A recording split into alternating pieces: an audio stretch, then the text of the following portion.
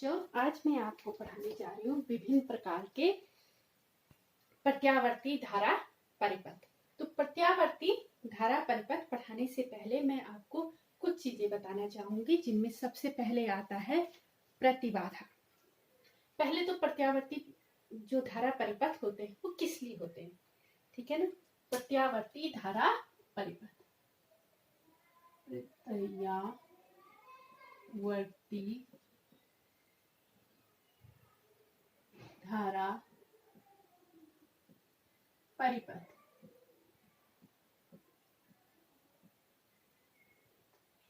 देखो, मैंने आपको कहा था कि जो हमारी डीसी होती है उसको हम नियंत्रित नहीं कर सकते, लेकिन जो एसी होती है उसमें हम प्रतिरोध, प्रेरकत्व तथा धारिता के द्वारा उसको नियंत्रित कर सकते हैं। किसी प्रत्यावर्ती धारा परिपथ में धारा को किससे, प्रेरकत्व से, धारिता से तथा प्रतिरोध से नियंत्रित किया जा सकता है। तो इनको नियंत्रित करने के क्रम में विभिन्न परिपथ बनाए जाते हैं। तो सबसे पहले मैं आपको बताऊंगी प्रतिबाधा। प्रतिबाधा क्या होती है? तो सबसे पहले आएगा प्रतिबाधा। प्रतिबाधा किसी भी प्रत्यावर्ती परिपथ में उसके प्रवाह में जो अवरोध उत्पन्न होता है उसे हम क्या कहते हैं? प्रतिबाधा कहते हैं, इम्पेडेंस, ठीक है ना। किसी प्रत्यावर्ती धारा परिपथ में धारा के प्रवाह में उत्पन्न कुल प्रतिरोध को क्या कहते हैं? कुल अवरोध को हम क्या कहेंगे? परिपथ की प्रतिबाधा।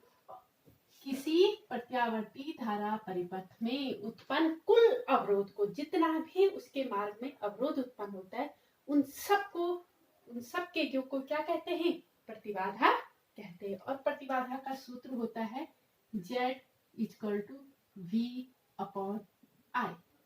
तो इसका मात्रक क्या हुआ? वोल्ट पर एम्पियर, ठीक है ना, अथवा ओम। तो प्रतिबाधा आपके समझ में आ गई। फिर अगर परिपथ में केवल प्रतिरोध लगा है तो प्रतिबाधा केवल प्रतिरोध के कारण होगी। अगर परिपथ में प्रतिरोध के साथ साथ हमने प्रेरकत्व भी लगा दिया, कुंडली भी लगा दी, ठीक है ना, तो जो ये प्रतिबाधा होगी वो प्रेरकत्व के कारण भी होगी।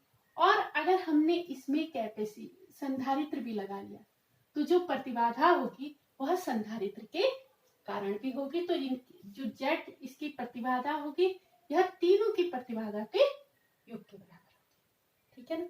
तो आप ये समझ लीजिए कि किसी भी प्रत्यावर्ती धारा परिपथ में उत्पन्न कुल अवरोध को क्या कहते हैं? प्रतिबाधा कहते हैं, ठीक है ना। इसके बाद आता है प्रतिघात। जब प्रतिबाधा किसके कारण हो? प्रेरकत्व के कारण हो तो उसे प्रेरकत्व प्रतिघात कहते हैं। और जब धारिता के कारण हो तो उसे प्रेरकत्व धारितीय प्रतिघात कहते हैं, ठीक है ना। तो अगर किसके कारण है? प्रेरकत्व के कारण, तो इसे क्या कहेंगे? प्रेरकत्व प्रतिघात। और इसे कहेंगे प्रेरकत्व प्रतिघात।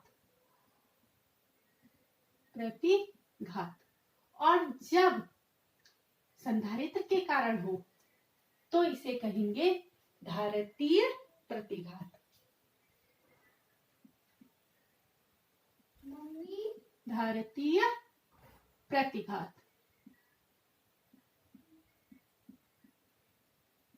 तो इसे क्या कहेंगे? धारितीय प्रतिघात। धारितीय प्रतिघात, ठीक है ना। जो प्रेरकत्व प्रतिघात होता है ये होता है ω/L, और जो धारितीय प्रतिघात होता है ये होता है 1/ω/c, ठीक है। तो ये आ गया आपका प्रतिबाधा। प्रतिबाधा क्या है? किसी प्रत्यावर्ती धारा परिपथ में धारा के प्रवाह में उत्पन्न कुल अवरोध को, प्रतिरोध भी अवरोध था धारा के मार्ग में, वैसे ही प्रतिबाधा भी क्या है? किसी प्रत्यावर्ती धारा परिपथ में धारा के प्रवाह में कुल अवरोध को क्या कहते हैं? प्रतिबाधा, यानी कि प्रतिबाधा क्या है? कुल अवरोध। ये अवरोध प्रतिरोध के कारण हो सकता है, ये अवरोध प्रेरकत्व के कारण हो सकता है, ये अवरोध संधारित्र के कारण हो सकता है। तो इतना आपकी समझ में आ गया। अब मैं बता रही हूं आपको, तो हम जो प्रत्यावर्ती धारा है इसको किससे नियंत्रित करते हैं? प्रतिरोध से नियंत्रित करते हैं, प्रेरकत्व से नियंत्रित करते हैं और धारिता से नियंत्रित करते हैं। इसमें पहली कंडीशन है कि भाई विभिन्न प्रकार के प्रत्यावर्ती धारा परिपथ, इसमें आगे से लिख लेते हैं विभिन्न प्रकार के, विभिन्न प्रकार के प्रत्यावर्ती धारा परिपथ। इसमें सबसे पहले आएगा जब परिपथ में केवल ओमीय प्रतिरोध हो। जब परिपथ में केवल ओमीय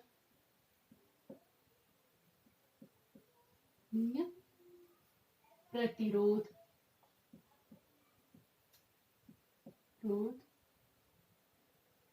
हो, पहली कंडीशन।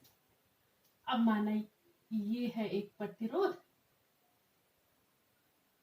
और परिपथ में हमने एक प्रत्यावर्ती वोल्टेज लगाया, केवल क्या है? प्रतिरोध। ठीक है। अब देखिए, जब परिपथ में केवल ओमीय प्रतिरोध हो तो तात्कालिक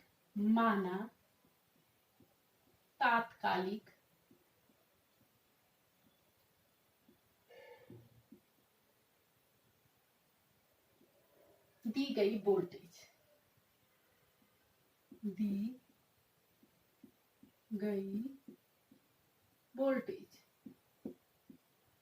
प्रत्यावर्ती वोल्टेज दी गई प्रत्यावर्ती वोल्टेज क्या होता है? V equal to V0 sine omega t. ये हो गया समीकरण नंबर 1। अब जो जितने भी परिपथ हम इसमें बनाए उसमें हमने वोल्टेज तो दे दी, अब इसके कारण और प्रतिरोध के कारण इसमें जो धारा है वह निकालनी है। ठीक है ना? तो धारा निकालने के लिए हम क्या करेंगे? देखो, ये एक परिपथ है।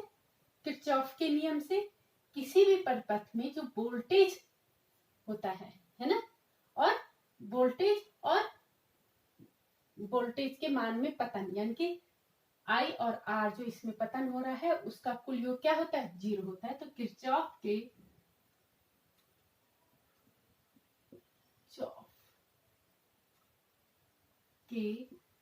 द्वितीय नियम से क्या हो जाएगा? सिग्मा V इक्वल टू 0, या फिर लिख सकते हैं V minus I R equal to 0। तो V equal to I R. हमें क्या चाहिए? I चाहिए, तो I इक्वल टू हो जाएगा V अपॉन आर। हम इसे ऐसे लिख सकते हैं I equal to V upon R, और यहाँ पे हम V की जगह समीकरण 1 से क्या लिखेंगे? V0 sine omega t upon R. अब हम देखें I equal to I0 sine omega t, जहां क्या है? I0 धारा का शिखर मान है, जहां I0 धारा का शिखर मान है। और I0 का मान कितना है? I0 बराबर V0 अपॉन R। ये समीकरण नंबर 1 है, ये समीकरण नंबर 2, और ये हो गया समीकरण नंबर 3। अब हम प्रतिबाधा की परिभाषा से क्या जानते हैं? आप लिखेंगे, इसको अलग कर दो, प्रतिबाधा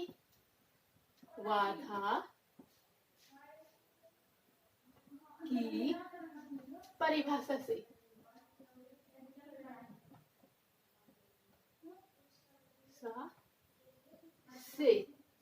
क्या होता है? Z equal to V upon I, यानी कि ये हो जाएगा V0 अपॉन I0। ठीक है, अब देखिए, या फिर इससे आपको क्या आ जाएगा? I0 बराबर V0 अपॉन Z।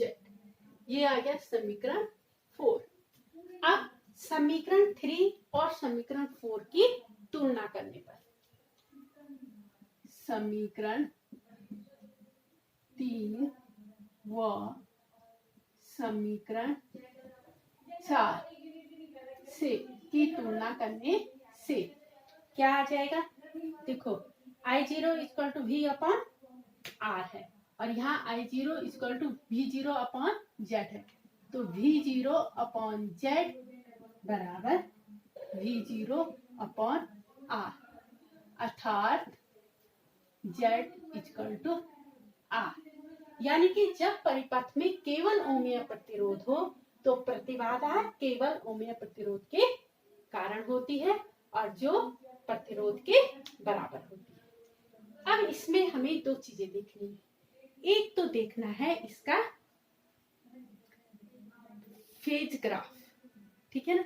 तो हम देख रहे हैं कि जब हम फेज देखेंगे, कला देखेंगे, तो देखिए साइन ओमेगा टी, V के लिए साइन ओमेगा टी और I के लिए साइन ओमेगा टी, यानी कि दोनों की कला एक ही कला में है, ठीक है ना।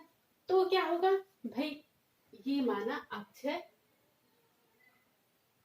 ये अक्ष है, निर्देशक अक्ष, और ओमेगा टी माना ये है ओमेगा टी। तो धारा I व वोल्टता V क्या है कि बीच का कोण 0 है, यानी कि ये एक ही दिशा में है, एक साथ चल रहे। इसका मतलब क्या है? इसका मतलब ये है कि अगर हम इनका डायग्राम बनाते हैं तो देखिए ये क्या है, ये माना वोल्टता है,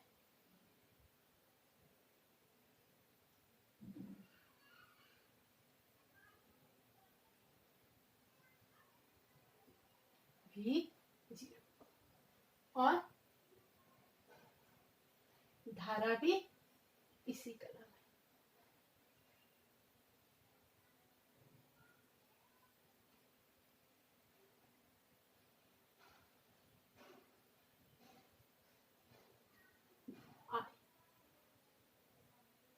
I0 ये आप ऐसे भी देख सकते हैं, साइन इसके लिए V के लिए साइन 0 का मान 0, यहाँ पे आए साइन 90 का मान 1, यानी कि मैक्सिमम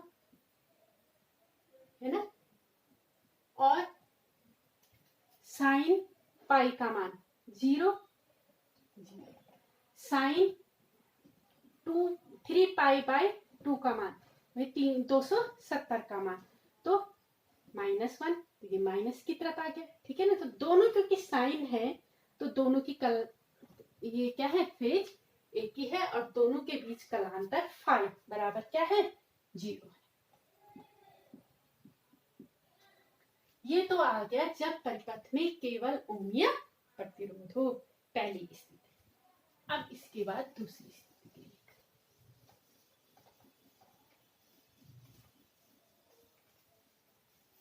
विभिन्न प्रकार के प्रत्यावर्ती धारा परिपथ में दूसरा परिपथ ऐसा है जिसमें क्या है, जिसमें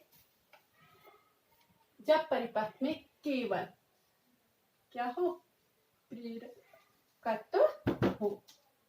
परिपथ में केवल, जब परिपथ में केवल स्वप्रेरकत्व हो, स्वप्रेरकत्व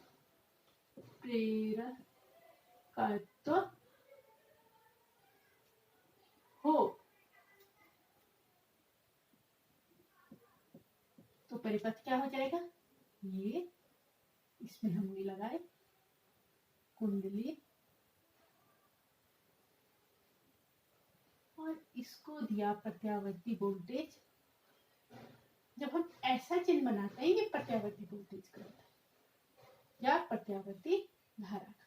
V equal to V0 sine omega t, और ये आपका स्वप्रेरकत्व है, ठीक है ना। अब देखिए, माना तात्कालिक आरोपित वोल्टता, माना परिपथ में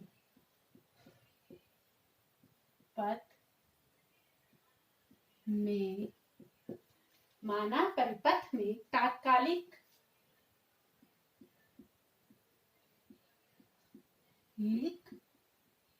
आरोपित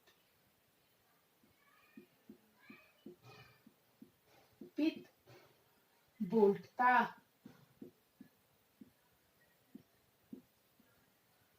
V equal to V0 sine omega t।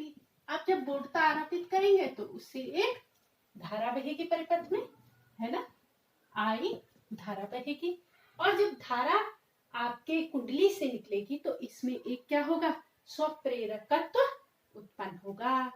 तो जो विद्युत वाहक बल होगा वह इसमें धारा परिवर्तन के अनुक्रमानुपाती होगा। भैया आपको पता है किसके नियम से, फैराडे के विद्युत चुंबकीय प्रेरण के नियम से। तो जब परिपथ में धारा बहेगी तो उसमें एक प्रेरकत्व उत्पन्न होगा, और फैराडे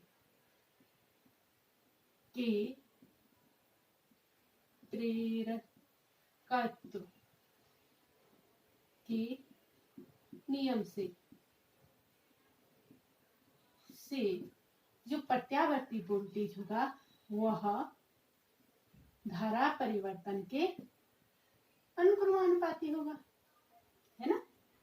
ये आ गया। अब किरचॉफ के नियम से क्या है, जितने भी वोल्टेज हैं उनका बीजीय, किसी भी बंद परिपथ में जितने भी वोल्टेज होंगे उनका बीजीय योग शून्य होगा। तो किरचॉफ के द्वितीय नियम से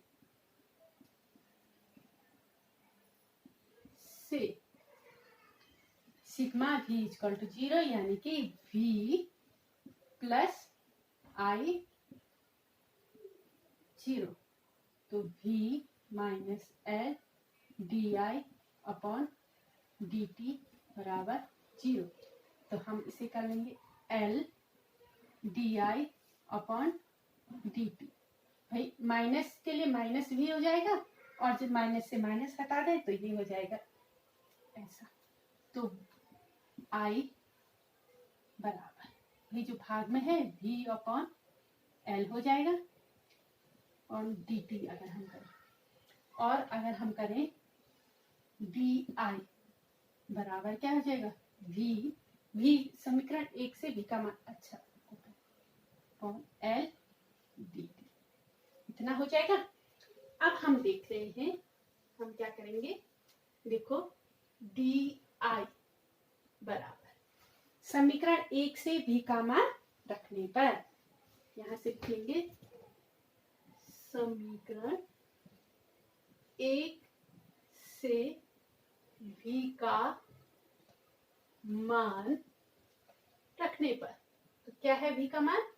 v0 sine omega T dt upon क्या है इसमें f।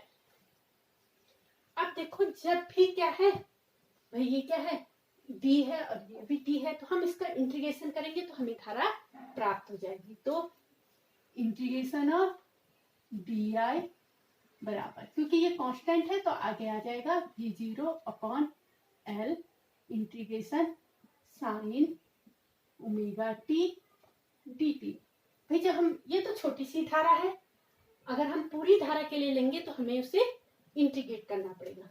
ये आप याद कर लीजिए, मैथ्स वाले तो इसे जानते हैं, लेकिन बायो वालों के लिए सिर्फ इतना दिमाग में रखिए कि जब भी d आए तो इसे हमें i प्राप्त करना हो तो हम इंटीग्रेशन कर लेंगे, ठीक है ना। अब देखो हम जानते हैं साइन थीटा का इंटीग्रेशन क्या होता है, इंटीग्रेशन ऑफ साइन के थीटा डी थीटा बराबर साइन का होता है माइनस कॉस के थीटा और डी अपॉन डी ऑफ के, यानी कि नीचे से के आएगा। तो इसमें क्या हो जाएगा 0 अपॉन एल साइन का हो जाएगा minus cos omega t upon omega, ये आ जाएगा, ठीक है। ये आपको याद करना पड़ेगा बेटा, क्योंकि इंटीग्रेशन करना थोड़ा बहुत ज्यादा नहीं, पर 2-4 सूत्र आपको फिजिक्स पढ़ने के लिए इंटीग्रेशन के याद करने पड़ेंगे। अब देखो ओमेगा बाहर ले लिया और माइनस भी बाहर ले लिया, तो minus v0 upon omega L cos omega T, याद है आई। हमारे पास समीकरण 1 था, इसके बाद हम करेंगे समीकरण नंबर 2, इसे कर लेते हैं। लेकिन हम देख रहे हैं v equal to v0 sine omega t किसमें है, साइन में है, तो हमें इसको साइन में चेंज करना पड़ेगा। अब हम जानते हैं कि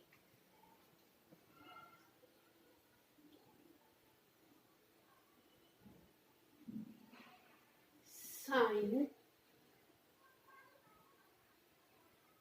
ओमेगा टी ये क्या है, प्रेरकत्व है, माइनस पाई बाय 2 बराबर माइनस कॉस ओमेगा टी, ये होता है, ठीक ना। किसी भी भाई यहाँ पे टी की जगह क्या है, थीटा है, तो थीटा माइनस पाई बाय 2 बराबर होता है माइनस कॉस थीटा, नहीं बराबर होता है कॉस थीटा, माइनस नहीं होता है, कॉस थीटा होता है। तो ये मान हम इसमें रख लेंगे, कॉस थीटा का मान ये होगा बराबर minus v0 upon omega L sine theta minus pi by 2, cos theta की जगह हमने ये लिख लिया। अब इसको साइन को अंदर ले जाएंगे, हम जानते हैं साइन माइनस साइन थीटा बराबर साइन माइनस थीटा होता है। ये आपने हाई स्कूल में ये सूत्र पढ़े होंगे। तो ये क्या हो जाएगा v0 अपॉन ओमेगा एल। अब अगर माइनस अंदर गया तो चिन्ह बदल जाएंगे, minus theta plus pi by 2, तो प्लस पाई बाय 2 को पहले लिख लेते हैं, sine pi by 2 minus theta, theta की जगह क्या है ओमेगा टी।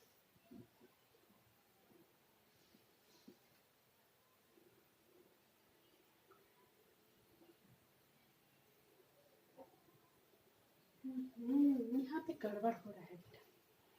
हम क्या कर रहे हैं, हमें करना क्या है, देखो पाई बाय 2 माइनस थीटा होता है, पाई बाय 2 माइनस थीटा बराबर कॉस थीटा, ठीक है ना। ये हमें यहाँ लिखना चाहिए था,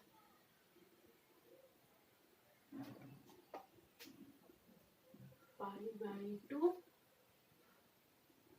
माइनस ओमेगा टी। अब ये चेंज हो जाएगा, omega t minus pi by 2 I बराबर। अब हम इसे लिख सकते हैं I equal to I0 sine omega t minus pi by 2, जहां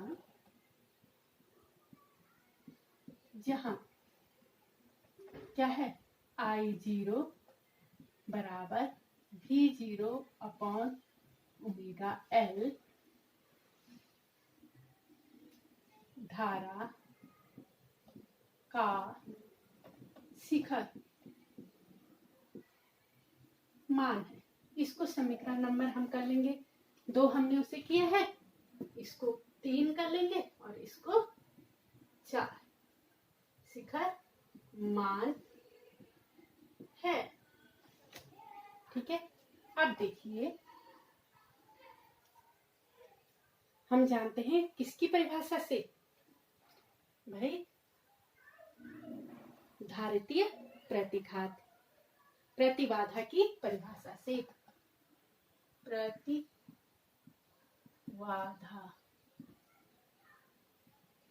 की परिभाषा से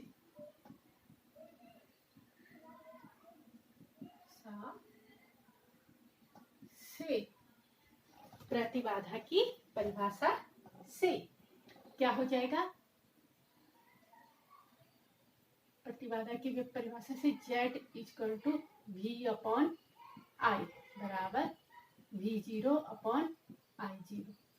तो I0 बराबर V0 अपॉन Z। समीकरण नंबर 5। समीकरण 4 और 5 की तुलना करने पर, समीकरण 4 व 5 की तुलना करने पर क्या हो जाएगा,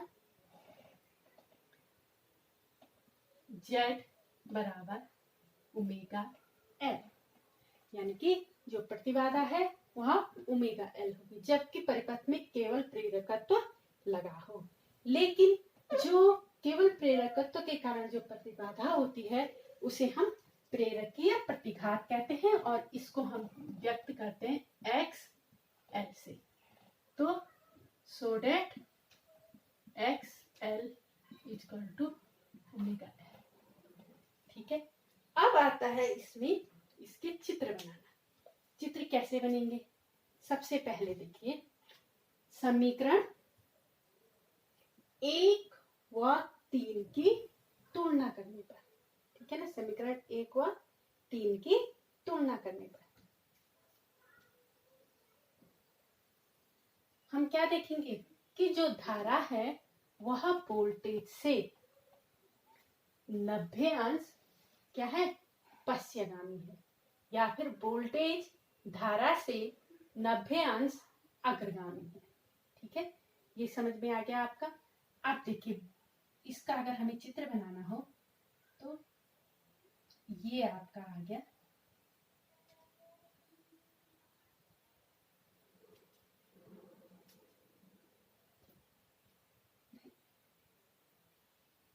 ये माना क्या है, ये अक्ष है, अक्ष ओमेगा टी को है। यहाँ पे क्या है, देखो ये है अक्ष पे क्या वोल्टेज ये है।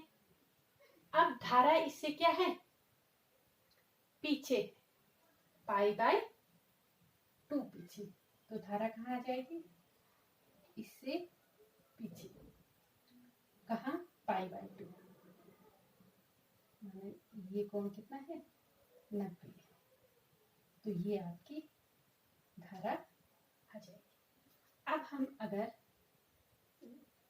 दिखाकर इसको धारा कम होती है ना वोल्टेज की अपेक्षा, अब अगर हम इसके लिए इसका चित्र बनाना चाहें, फेज आरेख बनाना चाहें, तो क्या होगा, देखो वोल्टेज है तो वोल्टेज तो अपनी जगह है, ठीक है।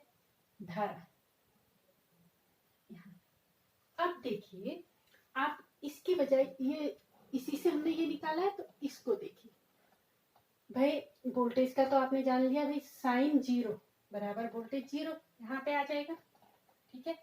π/2 पे साइन 90 का मान 1 हो जाएगा मैक्सिमम,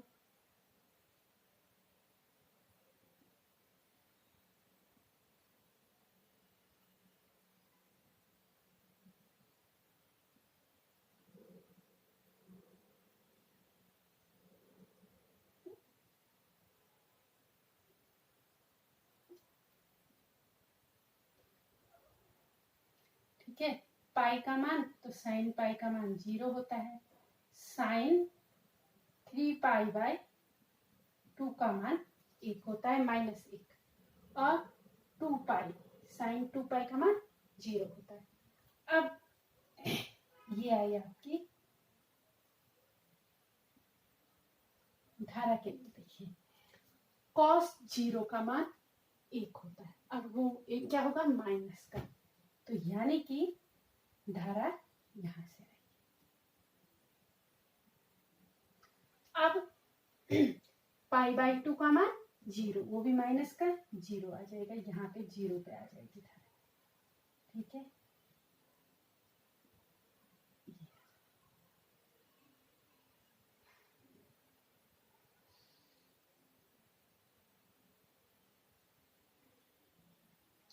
अब पाई साइन cos पाई यानी कि π/2 प्लस π/2 यानी कि +1, -1 आएगा और माइनस का +1 हो जाएगा, तो ये आ जाएगा आपका यहाँ, और फिर cos 3π/2 बराबर 0 हो जाएगा, और 2π बराबर 1, और क्योंकि ये माइनस का है तो ऐसे आएगी इसकी धारा, ठीक है ना। तो ये इसके ग्राफ हो गया, किसके लिए है ये है जब परिपथ में केवल स्वप्रेरकत्व हो, ठीक है, कंप्लीट। अब विभिन्न प्रकार के हम प्रत्यावर्ती धारा परिपथ बता रहे हैं, तो पहले हमने बताया केवल प्रतिरोध हो, अब बताया केवल प्रेरकत्व हो। अब तीसरे में आएगा यदि परिपथ में केवल क्या हो, संधारित्र हो।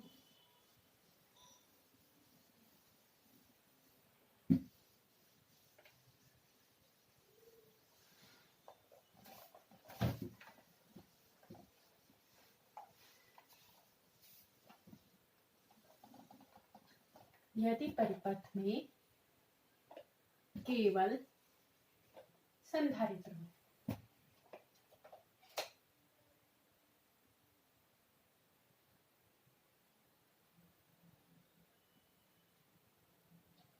केवल संधारित्र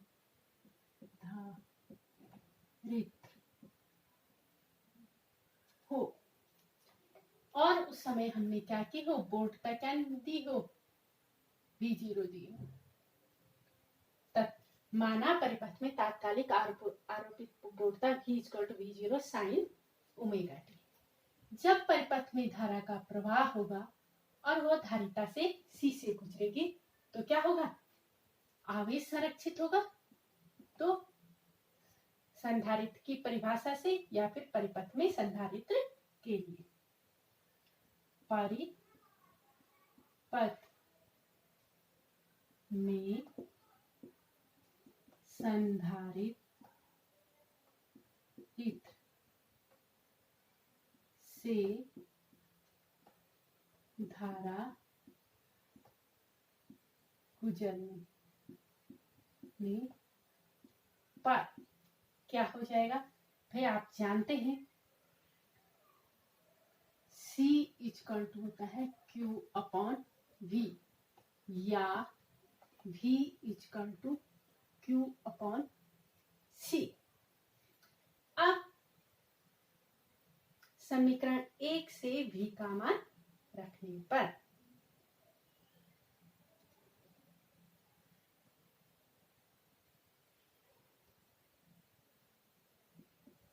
समीकरण 1 से, या फिर आप इसे कह सकते हैं या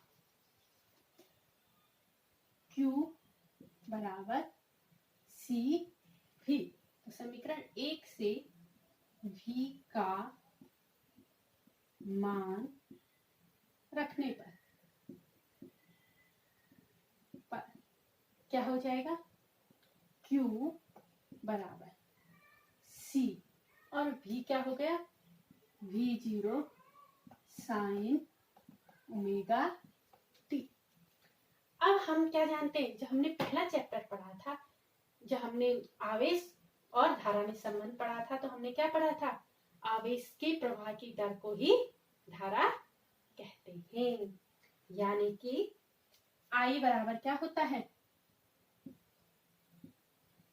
d/dt ऑफ Q। अब हम यहाँ पे Q का मान रख लेंगे, तो d/dt आप लिखेंगे परिपथ में तात्कालिक धारा, परिपथ में तात्कालिक धारा। Q का मान क्या है, C V0 sine omega t. अब ये दोनों तो कांस्टेंट है, बाहर आ जाएंगे, C V0 d/dt of sine omega t. अब हमें इसका क्या करना है, डिफरेंशिएशन करना है। साइन का डिफरेंशिएशन क्या होता है, कॉस होता है। C V0 cos omega T और d/dt ऑफ ओमेगा। तो I बराबर, अब आप इधर देख लीजिए, हमारे पास आया धारा I बराबर omega C V0 cos omega t. अब हम इसे ऐसे लिख सकते हैं, V0/1/ओमेगा C, और कॉस ओमेगा टी को आप लिख सकते हैं साइन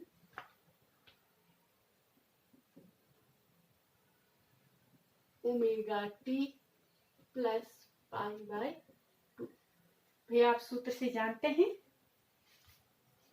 क्या जानते हैं सबसे, क्योंकि sine theta plus π/2 equal to cos theta.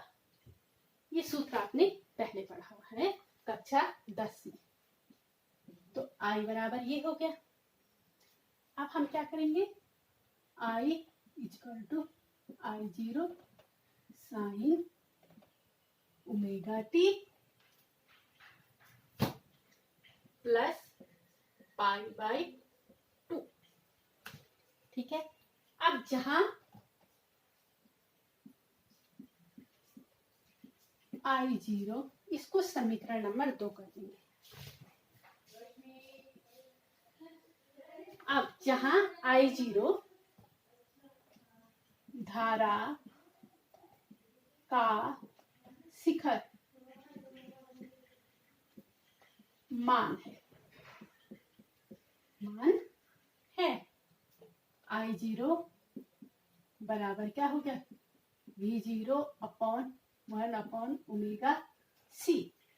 इसको कर लो समीकरण नंबर 3। अब प्रतिबाधा की परिभाषा से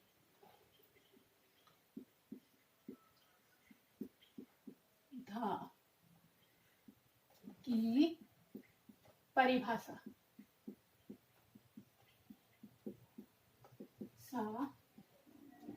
से क्या होगा, Z बराबर V/I बराबर V0/I0। ठीक है ना। अब इससे हम क्या निकालेंगे, I0 बराबर V0/Z। ये हो गया समीकरण नंबर 4। समीकरण 3 और समीकरण 4 की तुलना करने पर समीकरण 3 व 4 की तुलना करने पर, तो क्या आ जाएगा, z बराबर 1/ओमेगा c। लेकिन किसी भी परिपथ में केवल अगर संधारित्र है तो उसके द्वारा उत्पन्न प्रतिबाधा को प्रतिघात कहते हैं, और प्रतिघात को हम किससे व्यक्त करते हैं, xc बराबर 1/ओमेगा c। ये तो समझ में आ गया। अब इसके बाद भाई समीकरण 1 व समीकरण 2 की तुलना करने पर, समीकरण 1 व समीकरण 2 की तुलना करने पर, 2 की तुलना करने पर हम क्या पाते हैं कि अगर धारिता लगी है तो जो धारा है वह वोल्टेज से 90 अंश अग्रगामी होती है। तो आप लिख सकते हैं धारा वोल्टेज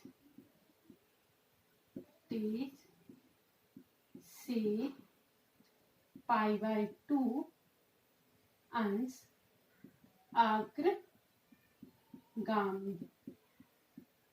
है। अब इसका चित्र देखिए,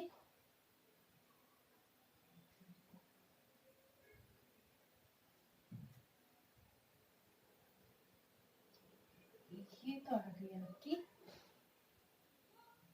क्या है, ये आ गया वोल्टेज, और धारा इससे क्या है,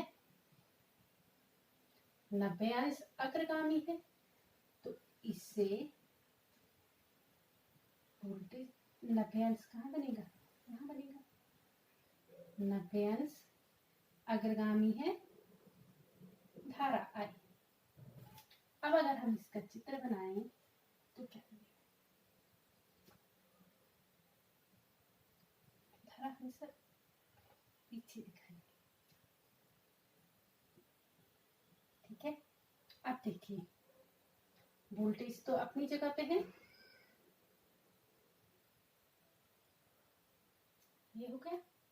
अब धारा, इसमें आप चित्र इससे देखिए, ठीक है ना, cos 0 का मान 0, cos 0 का मान होगा 1, यानी कि धारा यहां से शुरू होगी।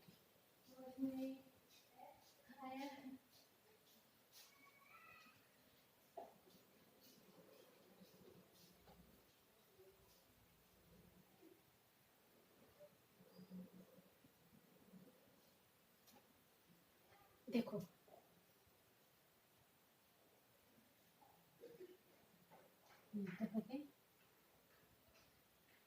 धारा, और ये हो गया आपका वोल्टेज। देखो हम इसमें देखते हैं साइन 0 का मान 0, साइन π/2 का मान यहाँ पे कितना आता है, π/2, यहाँ पे आता है पाई, यहाँ पे आता है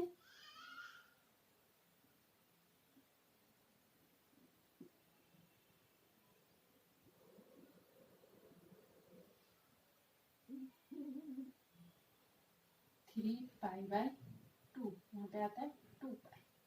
अब देखिए साइन कितने का मान, 0 का मान 0, साइन π/2 का मान 1 ऊपर, साइन पाई का मान 0, साइन 3π/2 का मान -1, और साइन 2π का मान 0, कॉस 0 का मान 1, फिर कॉस π/2 का मान 0। अगर आप आई ये समीकरण 1 और इसमें हमने कॉस, क्योंकि यही तो बदल के हमने यहाँ लिखा है, ठीक है ना, तो इससे आपको ग्राफ बनाने में आसानी होगी। यह क्या π/2, cos π/2 में 0 होता है, cos पाई में 1 होता है, -1 तो नीचे की ओर है, ठीक है ना, और फिर 3π/2 में 0 होता है cos, और cos 2π में 1 होता है। तो ये और इसके बीच आप ग्राफ ऐसे ड्रा करते हैं, ठीक है ना। और धारा इसमें वोल्टेज से π/2 अग्रगामी है। ये तो हो गया, हमने प्रतिरोध और धारिता और संधारित्र तीनों में बता दिया कि जब परिपथ में केवल प्रतिरोध हो, जब परिपथ में केवल प्रेरकत्व हो, और जब परिपथ में केवल धारिता हो। अब हम अगले वीडियो में आपको बताएंगे जब तीनों के तीनों धारिता, प्रतिरोध और संधारित्र तीनों के तीनों किसी परिपथ में होते हैं तो उसकी प्रतिबाधा कितनी होती है, ठीक है ना, और उसका फेज कोण कितना होता है, ये हम अगले वीडियो में बताएंगे। धन्यवाद।